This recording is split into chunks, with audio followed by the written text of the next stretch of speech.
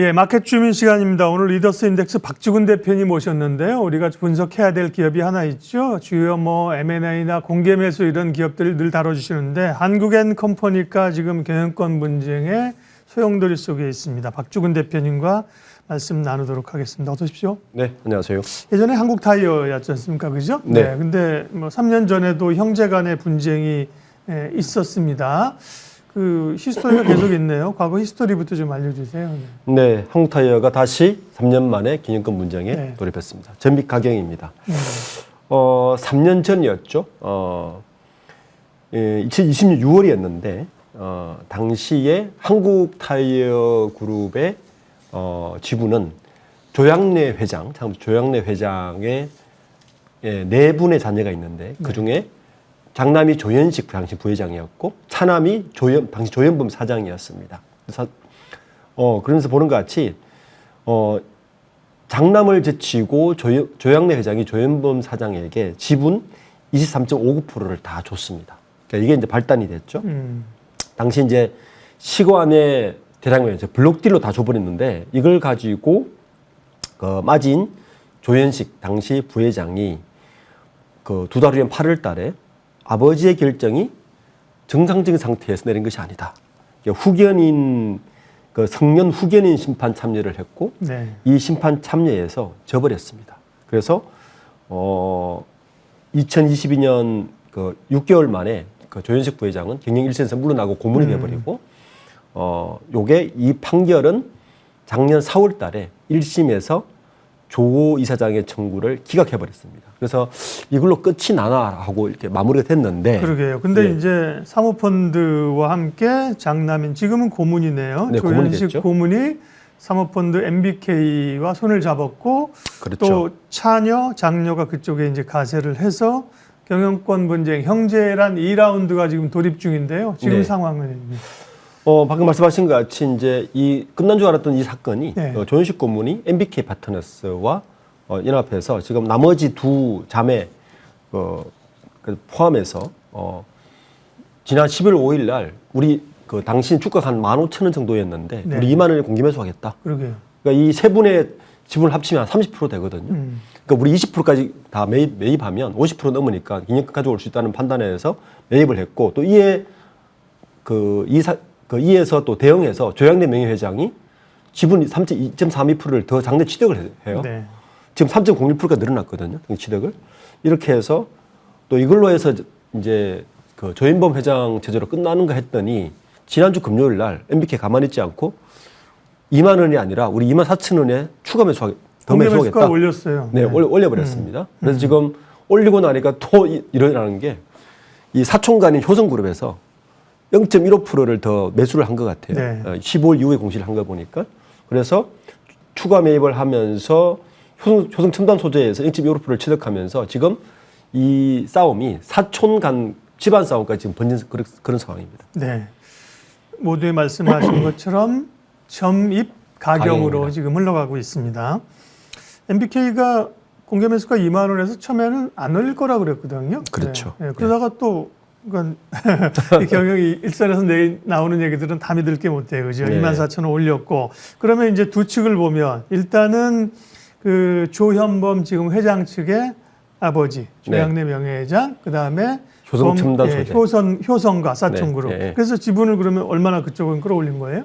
지금 조현범 회장이 42.03%, 그러니까 아버지 조양래 회장이 3.04%, 그 효성 첨단 소재까지 합치면 45.52%. 45.2가 되고 반대인 이제 조현식 고문 쪽의 지분을 다 합치면 그 장녀인 조희경 이사장, 차녀인 조희원 씨까지 합치고 합치면 30.35%거든요. 그래서 MBK가 지금 추가 매입을 최소 20.35%는 해야 됩니다.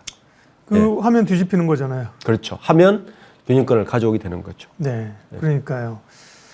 이거 참 저희야 관전하는 상황, 이거 주식 투자자 입장에서 민감한데 또 형제들 간에 나뉘어서 이거 이제 어떻게 되는 거예요? 구도가?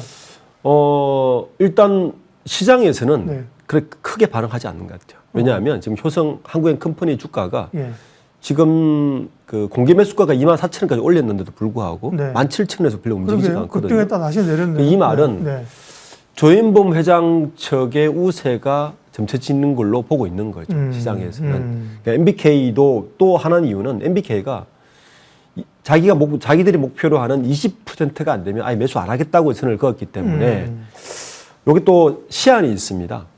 27일까지 매수를 해야 돼요. 왜냐하면 27일 기준으로 내년 주주총회가 마감이 되거든요. 그러니까 시장에서는 지금 그 관망을 하면서도 MBK 입장보다는 조현범 회장 쪽에 무게를 두는 것이 아니냐는 해석이 17,000에서 움직이지 않기 때문에 그런 해석이 있고, 현재 MBK 쪽에서 입장은 이런 거죠. 지금 조현범 회장이 사법리스크에 있었지 않습니까? 횡령 배임으로 구속됐다가 나왔거든요. 이러다 보니까 기업 지배구조 개편이라는 이제 어떤 명분을 가지고 나오긴 했는데 이게 이제 시장에서는 그렇게 먹히지 않는다, 이렇게 보고 있습니다.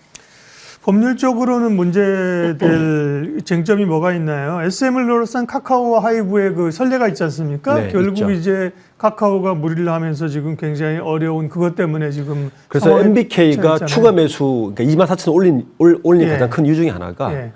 아버지인 조양래 회장이 이제 12월 8일부터 이 공격이 있고 나서 12월 8일부터 한 3.01%를 매수하는 가격 자체가 SM엔트를 놓고 카카오와 하이브가 붙었을 때 주가 조작설을 똑같이 제기하는 거죠. 그렇죠. 예. 예. 그래서 이건 뭔가 문제가 있다라고 지금 금융감독원에다 신고를 한 상태고, 그래서 2만 원이 아니라 24,000원까지 올려서 우리는 이걸 멈추지 않겠다라고 지금 얘기하는 그런 상황입니다. 네. 결국 지금 핵심은 양쪽 세력들이 이제 흡수할 수 있는 표는 어느 정도 모았고, 네. MBK의 공개 매수가 성공하느냐 아니냐에 따라서 그렇습니다. 네, 중요한 분기점이 될 것 같습니다. 그 참 판단할 수가 없는, 어디로 튈지 알 수 없는 상황이고요. 다시 이제 본업 얘기로 하면 그러면 실적은 구 한국타이어, 지금 한국의 컴퍼니의 실적은 어떤지 체크 좀 해주십시오. 3분기까지 누적을 보면 굉장히 실적이 좋습니다. 네. 그러니까 한국타이어가 조현범 회장이 구속으로 사실은 공백 상태에 있었거든요. 예.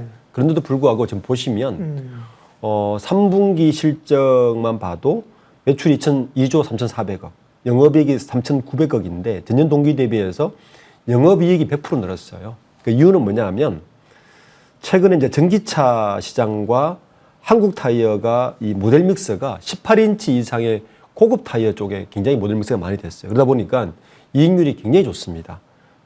실제로 이제 18인치, 9인치 그 타이어 판매 비중이 전년 동기 대비해서 3% 가까이 올랐어요.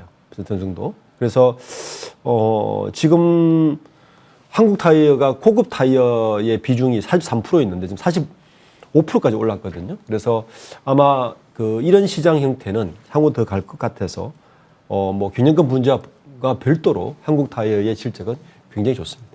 이전에 SM 같은 경우는 이제 개인 투자자들도 관심이 많았거든요. 많았죠. 원래 엔터지에 투자도 많이 했고 네. 공개 매수하면서 기회도 노렸는데 한국 타이어는 그닥 시장에서의 관심은 이유가 두 가지가 있어요. 예. 작년에 SM엔트의 기념권 분쟁에서는 예. 전체 지분율을 보면 개인 주주가 참여할 수 있는 지분이 되게 많았습니다. 한 45% 정도 네, 있었는데 지금 이 한국 타이 같은 경우는 지금 대주주 일가가 가지고 있는 게 거의 80%예요. 45%, 30%니까 70%고 개인 주주들이 가지고 있는 지분이 10%대입니다. 기관 투자도 있을 것이고 그러다 보니까 개인 투자들이 그렇게 핫하게 이 주식에 관심이 가질 수 없는 유통 물량이 너무 적다 보니까 주로 자기들 간의 싸움으로 지금 마무리될 것 같습니다. 어쨌든 시장이 큰 관심사이긴 합니다. 앞으로 네. 관전 포인트 또 주가에 대한 판단도 좀 해주십시오. 우선 시장에서는 다른 기업의 기념권 분쟁과 달리 이 개인 주주들의 영향력이 그렇게 높지 않은 것 점 때문에 이 기념권 분쟁주 치고는 그렇게 급등했다가 그렇죠. 추세고. 그리고 또 하나는 이 MBK를 바라보는 시선이 조금 다른 것 같아요. MBK는 굉장히 공적인 지배구조 개편 이런 걸 들고 나왔지만 MBK의 이번에 이거를 기념권 분쟁에 뛰어든 부회장이 사실은 조현식 고문과 아주 절친 친구라고 그러거든요. 같은 그래서 이런 부분 때문에 MBK가 이번 공개 매수 시장에서 또 하나는 MBK가 처음부터 매수를 하고 있는 게 아니라 자기들은 20.35%를 하지 않으면 아예 매수를 안 하겠다고 선을 그었기 때문에 그 승산에 대해서 그렇게 높게 보지 않아서 주가는 그렇게 뜨겁게 달아올 것 같지는 않습니다. 네. 구한국타이어, 한국엔 컴퍼니 그룹의 경영권 분쟁을 둘러싼 쟁점들을 확인해 봤습니다. 리더스 인덱스 박주근 대표님 함께했습니다. 고맙습니다. 네, 고맙습니다.